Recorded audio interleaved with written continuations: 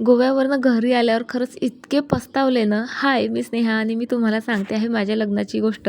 ट्रिपमध्ये ना मजा तर भरपूर केली, पण घरी आल्यानंतर वस्तुस्थिती जाणवली. बघा ना, सर्व कामं बाकी होती आणि काय काय करू, काय काय नाही अशी अवस्था झाली होती. आणि घाईगडबडीत आपल्याला सुचतही नाही बघा व्यवस्थित. ट्रिपला गेली त्याच दिवशी जो आहे लग्नाचा बस्ता घेऊन झाला होता.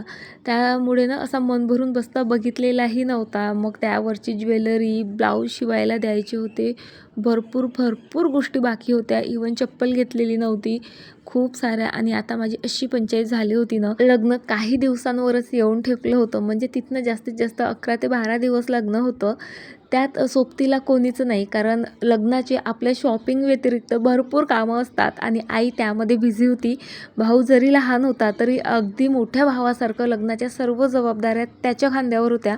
त्यामुळे तोही त्याच्या कामात बिझी होता आणि पप्पांचं तर विचारायचं कामच नाही. त्यामुळे शॉपिंग पार्टनरही कोणी नव्हता. मग मदतीला धावून आल्या माझ्या मैत्रिणी, आणि मैत्रिणींसारखा शॉपिंग पार्टनर मिळणं नाही. आणि त्या नसत्या तर खरंच कायच झालं असतं माझं. चला, शॉपिंग लग्न अगदी 2 दिवसांवर आलं. चला आता लग्नाची मजा उद्या शेअर करते. बाय.